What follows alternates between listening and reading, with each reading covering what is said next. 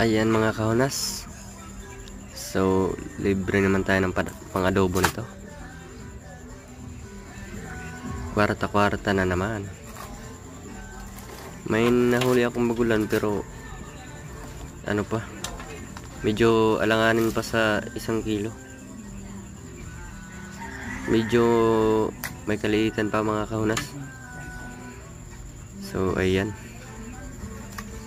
Pira naman bukas. So, mama ko nga pala dyan yung taga-ano ng huli ko, no? Sa inyo, magkano yung 1 kilo ng ano? Tabugok.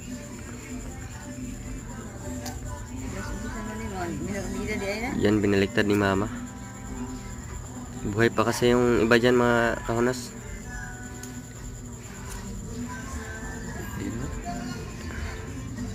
Yung bagulan na yon, mga 600 grams na, good size na.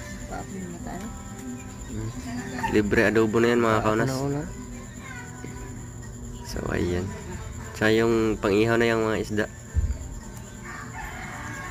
Tsaka huwag kayong mga kaunas, yung nilagay ni mama na maliit, parang bagulan din. Ano yan, buko-buko kung tawagin dito sa Bisaya.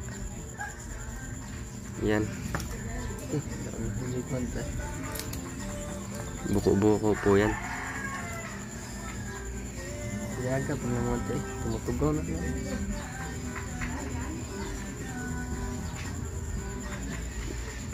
Buglobog pa dito. Ganito talaga pag sumapit na yung bermans, pahuli na yung bagulan o tabugok dito sa amin.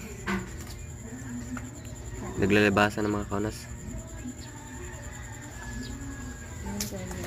Ayan, yung pinulot ni mama yan, hindi na yan lumalaki. Ganyan na talaga yan. Yun, no? Mahigit mga 2 kilo na yan mga kaunas.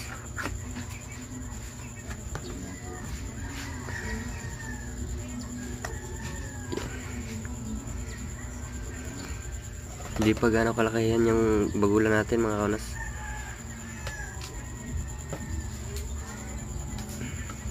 Yung isda, libreng tinula na yan. Tinula at pang-ihaw. Yan, may mga seashell pa, mga kinason. So hanggang dito lang mga kaunas. See you sa next video.